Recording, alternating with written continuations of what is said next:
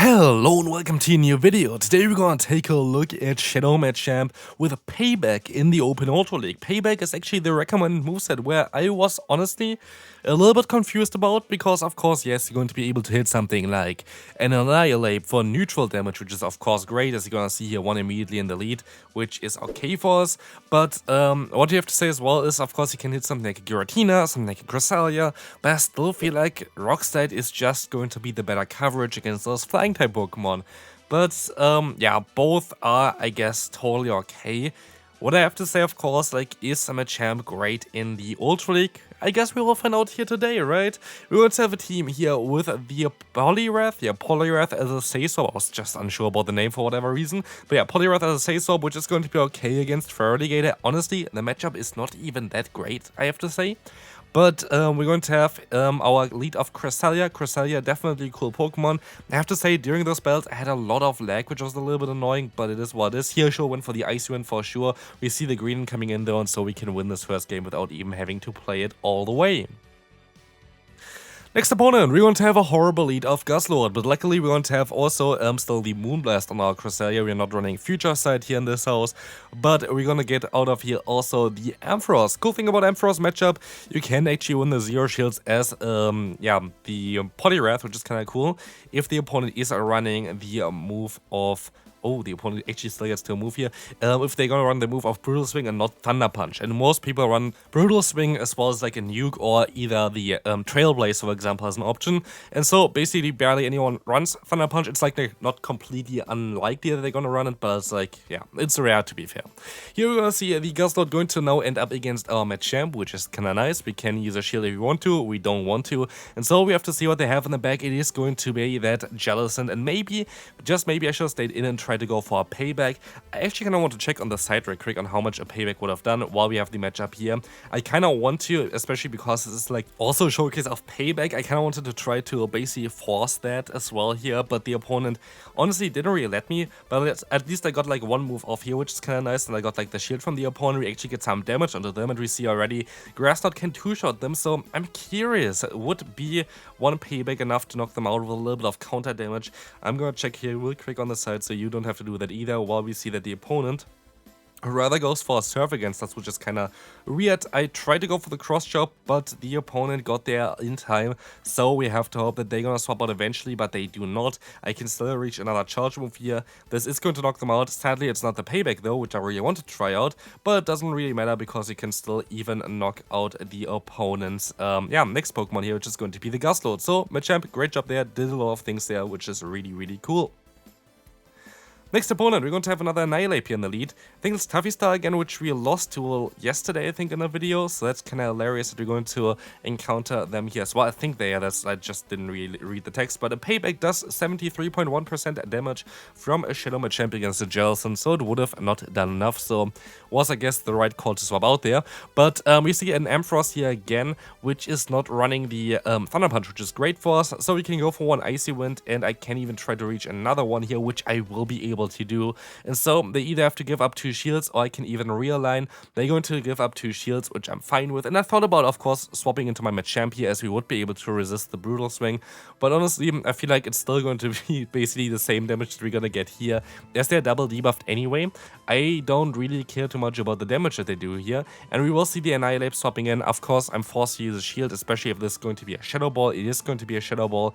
I did not want to risk to overfarm it a little bit further here because I was not sure about their energy. I didn't really keep track of it, and so I'd rather go for the safe KO. Now we have a shield advantage. We know that they have a 1 HP Pokemon in the back, and for example here, I would have really appreciated Rock Slide. But no, we are having Payback, and Payback is a little bit icky because I feel like the opponent would have outsped me here by 1 turn. So I decided to go for the cross chop play, which I think is the correct play for me as well. Doing some decent damage, and yes, as you can see here, the opponent would have got there in time. I don't know if they win CMP, again, something I can look up real quick, but I'm fairly certain they win CMP against me with the Zapdos. Let me see who wins CMP, would have been able to go for it. Yeah, it is actually IV dependent, but with the IVs that we have, we cannot win this at all, I think. Basically, Zapdos has +2 attack compared to Machamp, but we still won the game, so that's a good game for us. Next opponent, we're going to see a Gliscor here, and I guess I misplay this matchup a little bit. Let's take a look at this one here as well. The opponents decided to use a shield here. I decided to use a shield as well, as an earthquake is coming our way, which is going to be a little bit annoying. We can go for a Moonblast. Let's see if we're gonna get the attack drop onto them, which would be great for us, and we do, which is really amazing. And so I can let this next move go through. We can see how much damage it's going to do against us. I mean, it's quite a bit of damage, but we can still reach another charge move here. I thought this would basically put them into counter down range. Turns out not really the case.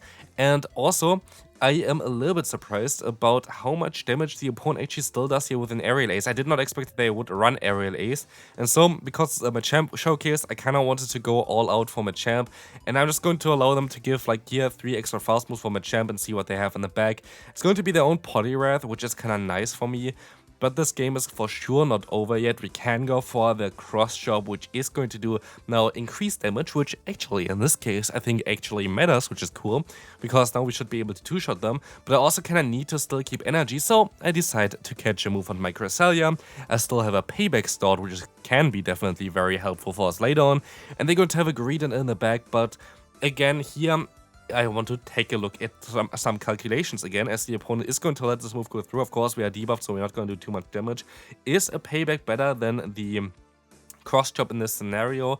As we will find out here, cross chop is going to do some decent damage. It's going to do around 42.8%. It does around that as well. And we see that actually Payback would have done a little bit more damage. It would have not mattered here in this case, I would have lost anyway, but it is what it is. Good game to the opponent. Well played by keeping the energy on that Greedent. Moving on, we're going to have another kind of hard wall in the lead as well as in the save swap. We're going to have a team again. Like, this is something that I kind of realized as well recently, which I maybe make a video about as well. I feel like there are so many teams. They're like basically completely weak against Charm, like in the lead in the save swap scenario, like this team for example. They have a Gusload in the save swap of Annihilate, but I feel like nobody is running Charm right now. So maybe there might be a video coming eventually about something like Charm Grand Ball in the lead or something like this. Could see this working out pretty well in the current meta.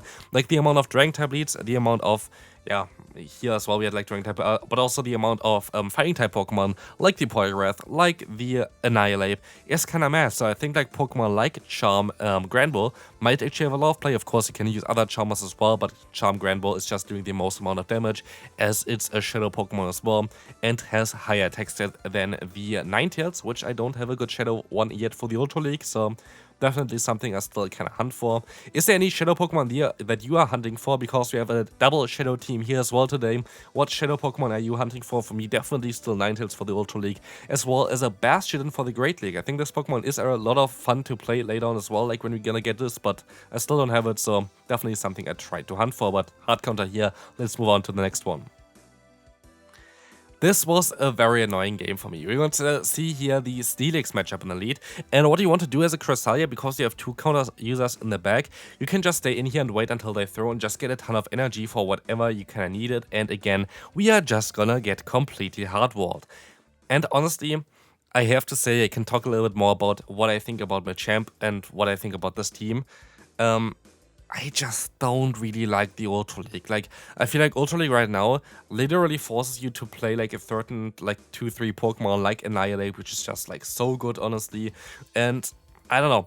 The thing is, for this kind of meta, Bulk is king. Bulk is literally king. You see it here with Steelix as well. You see it, of course, with Cresselia on our side.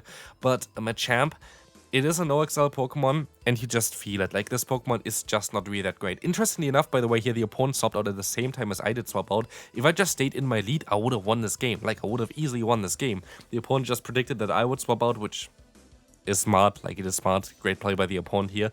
But I just feel like you see it here as well. Like, I do a ton of damage usually, but the opponent is still just outbulking me. Like, they are outbulking me by quite a bit, and so their counter is just doing way more damage than my counter does, and they just going to be able to, yeah, be the better fighter here. I have to say, Machamp in the Ultra League is not my favorite Pokemon I've played so far.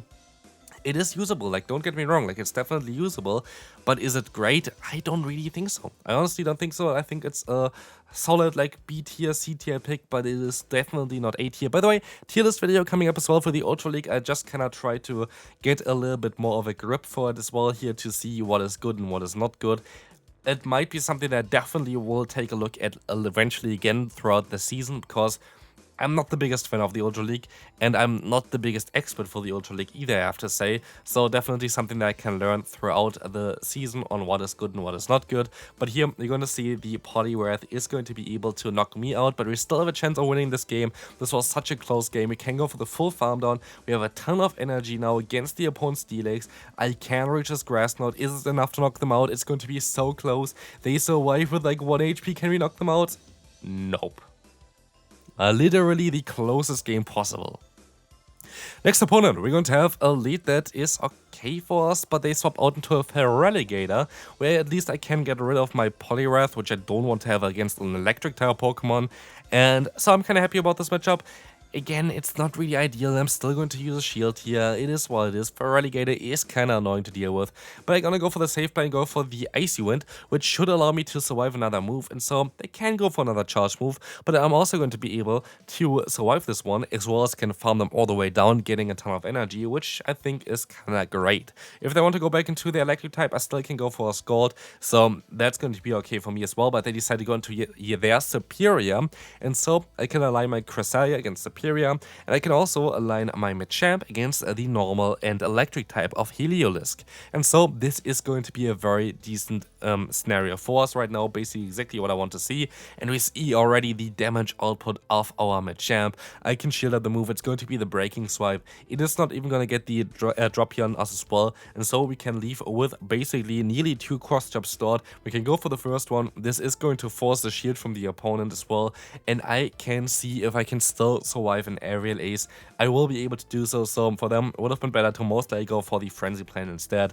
But it is now too late, as Machamp is just gonna get them low enough. And now I just need 1 Grass Knot to knock them out. We can easily survive 2 frenzy plants onto our Cresselia, so there's no real issue with that. And so this is going to be a good game. This Grass Knot is going to connect, and this Grass Knot is going to end this match.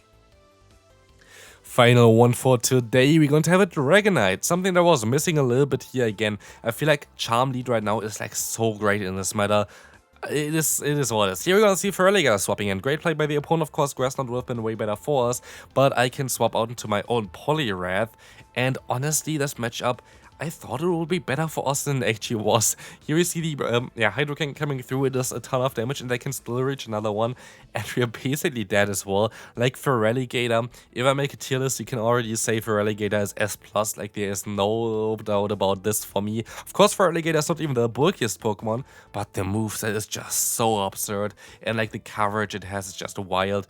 Here, I make a little bit of a mistake. I should went first for a Scald and then for the Icy Wind. It's kind of clear that they're going to shield the second one. But they decided to swap out into the Dragonite now, which at least allows me to go into my Cresselia. And maybe, just maybe, we can still have a sweep for the endgame at least with our Shadow Machamp. Let's find out if we can do. And we're gonna be able to use no shield here, as 2 shields is all it takes really for the Machamp to really shine. So we can go for another charge move. Do they use a shield? They do, and so we have a 2-0 shield scenario, but we have also a Dragonite against the Machamp fighting up against each other, and I don't really know how much energy the opponent's Dragonite has here, so I decided to go just basically straight for the move. Don't know if this was the right call.